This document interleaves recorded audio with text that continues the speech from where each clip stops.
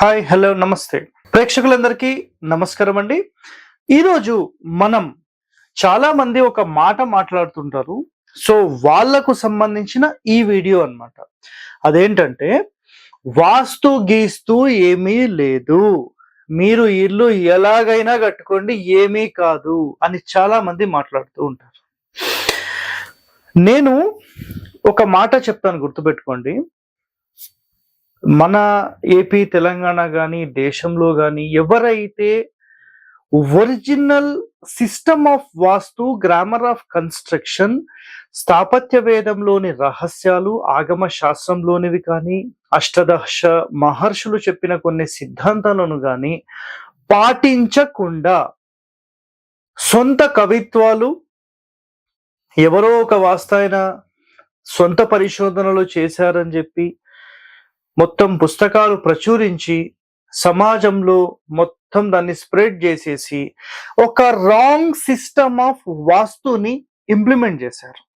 అయితే మనం మన హరివాస్తు ఛానల్లో, లేదంటే నేను చెప్పే ఎన్నో ఛానల్స్లో ఒక కాన్సెప్ట్ నేను ఏం చెప్తానంటే, ఓవరాల్గా ఏది నేను మాట్లాడాను, నేను ప్రతి దానికి ఒక సిస్టమ్ ఉంటుంది. మన మహర్షులు చెప్పింది, దాని తర్వాత గురువులు చెప్పింది, వాళ్ళు ఆల్రెడీ అనుభవించి వాటికి సంబంధించిన సమాచారాన్ని నిక్షిప్తం చేసి గ్రంథాల రూపంలో మనకు అందించారు. అయితే వాస్తు గీస్తూ ఏమీ లేదు అన్న వాళ్ళు ఎంతో మంది ఉంటారు కదా. నేను మీ అందరికీ ఒకటే ఒక మాట చెప్తున్నానండి. అదేంటంటే చాలా మంది ఏదో చిన్న చిన్న పుస్తకాలు, ఎవరో చిన్న చిన్న సిద్ధాంతులు రాసిన పుస్తకాలు అవి చదివి చాలా మందిని భయపెట్టడం గాని, లేదంటే వాళ్లకు తోచింది చెప్పడం గాని చేయడం వల్ల సమాజంలో కంప్లీట్ గా అసలు ఈ వాస్తు మీద ఒక నెగిటివ్ వర్డ్ అనేది వచ్చేసింది. ఎందుకంటే ఒక్కొక్కరు ఒక్కొక్కలాగా చెప్పడం వల్ల చాలా మంది ఇబ్బంది పడుతున్నారు. సో ఇక నేనైతే ఇక్కడ ఒక మాట చెప్తానండి, గుర్తుపెట్టుకోండి.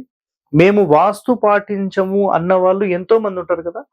నేను ఇక్కడ ఒక చిన్న ప్లాన్ లాగా మీకు గీసి చూపిస్తాను.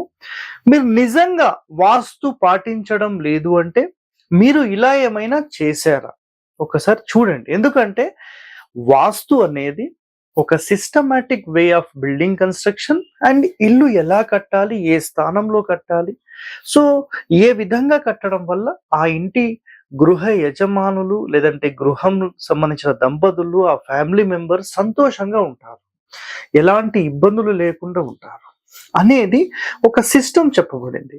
అయితే ఇంకొక ప్రశ్న రావచ్చు, సార్ మీరు చెప్పినట్టు కడితే ఇంకా సమస్యలు రావా? 100% సమస్య లేకుండా జీవితమే లేదండి. బట్ సమస్యలు స్మూత్ గా వెళ్ళిపోవడానికి ఉంటుంది, హార్డ్ గా వెళ్ళిపోవడానికి ఉంటుంది. సో ఒక మంచి వాస్తుపరమైన గృహంలో మీరుంటే మీ లైఫ్ అనేది స్మూత్ గా రన్ అవుతుంది. ఇది ఒక్కటే మీరు మైండ్ లో పెట్టుకొని ఒక systematic way of building construction అనేది మెయింటైన్ చేయండి చాలు. సో ఇక్కడ చూడండి, ఇక్కడ మనకు ప్రధానంగా మనం ఇక్కడ ఏం మాట్లాడతాము అంటే వాస్తు గీస్తూ ఏమీ లేదని మాట్లాడతారు కదా. ఇక్కడ చూడండి, ఇప్పుడు ఒక ఈస్ట్ రోడ్ మనం తీసుకున్నాం. ఈ రోడ్ అయితే ఒక ఎగ్జాంపుల్ ఇది గృహం అనుకుందాం, ఒక ఎగ్జాంపుల్ గృహం. ఇలా గృహం కట్టినప్పుడు సరిగ్గా మన వాస్తులో ఏం చెప్పబడింది అంటే, మన మహర్షులు కరెక్ట్ ఇంటి మొత్తానికి మధ్యలో ద్వారము, ఒక 2 కిటికీలు అని చెప్పారు. ఓకే, ఇది వాస్తు పాటించే వాళ్ళకు.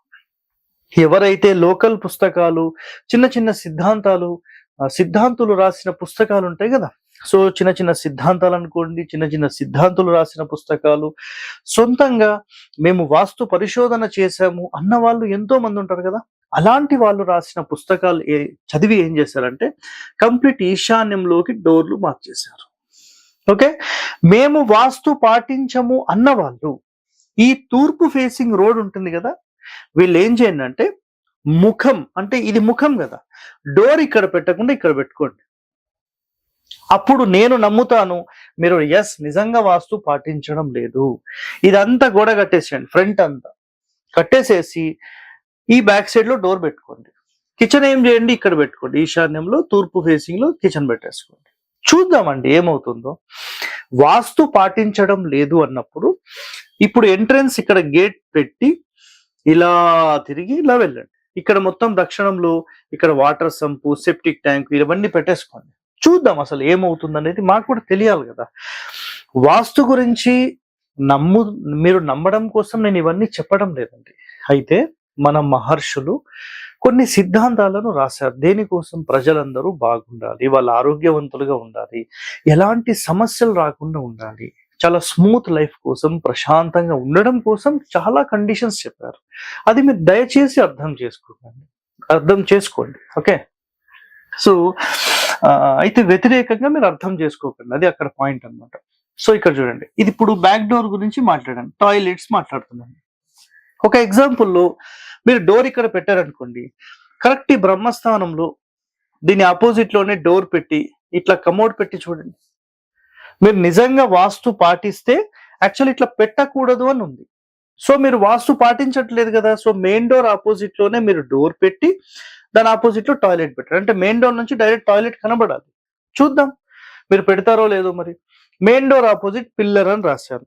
అంటే ఇక చూడండి, ఫర్ ఎగ్జాంపుల్ ఎవరైతే మనకు వాస్తు పాటిస్తారో వాళ్ళు ఏం చేస్తారంటే మెయిన్ డోర్ ఆపోజిట్ మళ్ళీ ఇంకో డోర్ కానీ కిటికీ కానీ పెట్టుకుంటారు. మీరు ఏం చేయాలంటే మెయిన్ డోర్ ఆపోజిట్ ఇట్లా పిల్లర్ పెట్టేసేయండి. ఇట్లా పిల్లర్ ఒక 5 అడుగులు 6 అడుగుల డిస్టెన్స్ లో ఒక పిల్లర్ ఏర్పాటు చేయండి ఇట్లా. ఓకే. ఎందుకంటే మేము వాస్తు పాటించట్లేదు అని చెప్పాలి కదా. సో వాస్తులో ఏం చెప్పబడిందంటే మెయిన్ డోర్ ఆపోజిట్ ఇట్లా పిల్లర్స్ కానీ మూలలు కానీ పడొద్దని ఉంది. మీరు పిల్లర్ పెట్టండి, చూద్దాం ఏమవుతుందో. సౌత్ వెస్ట్ స్లోప్ అంటే ఒక ఇంటి మొత్తానికి ఈశాన్యం వైపే మొత్తంలో పల్లం ఉండాలి అనేది చాలా శాస్త్రాలు చెప్పాయి. సో మీరేం చేయండి అంటే ఈశాన్యం ఎత్తుగా చేసేసి ఈ వాటర్ అంతా స్లోప్ అంతా ఇక్కడికి వచ్చేలాగా చేయండి. ఈ ప్లేస్ లో నైరుతిలో ఇదంతా స్లోప్ చేయండి. దీన్ని సాధారణంగా అయితే భూత వీధి అంటారు.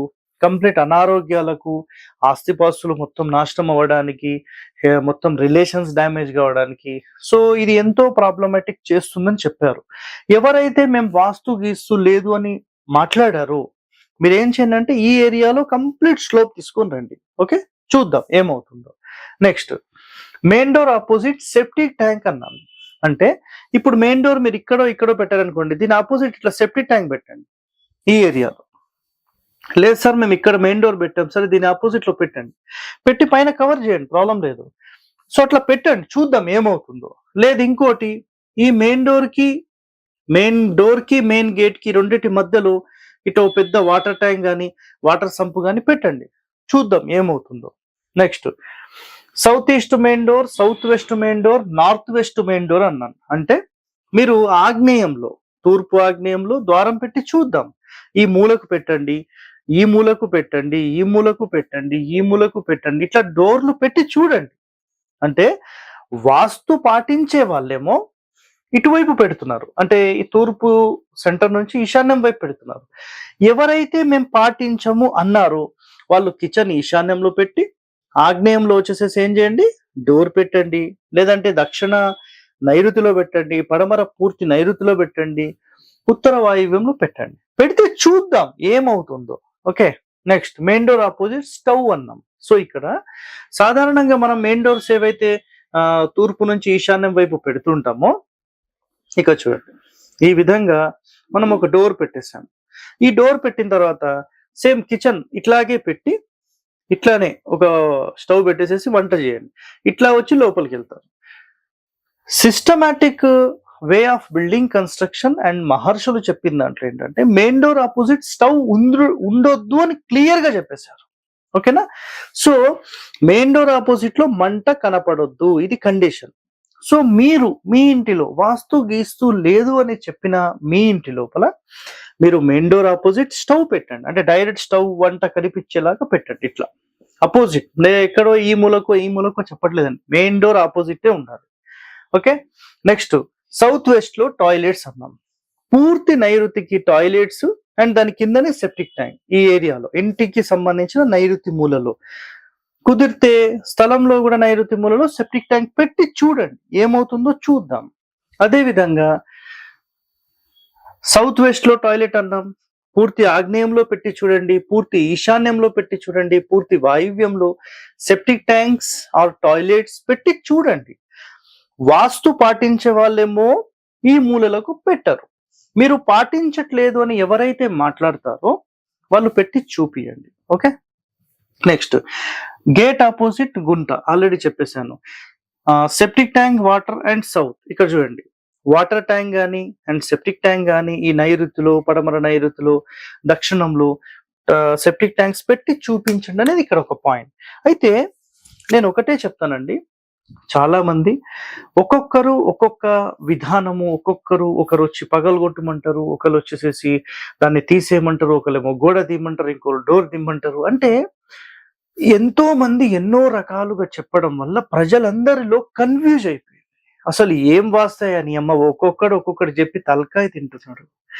సార్, ఎవరైతే నిజంగా ఈ భావన ఉందో, ఒరిజినల్ శాస్త్రాలేంటి, ఒరిజినల్ వాస్తులోని అంశాలేంటి మీరందరూ తెలుసుకోండి. ఒకవేళ మీరు నిజంగా ఎవరైనా పరిశోధన చేద్దాము అని భావిస్తే మా హరివాస్తు తరపు నుంచి కూడా మీరు పరిశోధన చేయొచ్చు. మాతో ట్రావెల్ చేస్తూ కూడా మీరు 100% చేయొచ్చు. సో ఇక్కడ వాస్తు అనేది ఒక systematic way of building construction. ఇది ఒక్కటి మీరు అందరూ తెలుసుకోండి. మీ ద్వారా 10 మంది బాగుండాలి. మన మహర్షులు చెప్పిన systematic way of building construction rules ఏవైతే ఉంటాయో అవి పాటించడం వల్ల మనం బాగుండాలనేది వాళ్ళ కాన్సెప్ట్. కాబట్టి ఎన్నో నియమాలను చెప్పారు. మీకు ఎంతవరకు సాధ్యమైతే అంతవరకు మీరు ప్రయత్నం చేయండి ఆ కండిషన్స్ అన్ని ఇంప్లిమెంట్ చేయడానికి. ఓకే.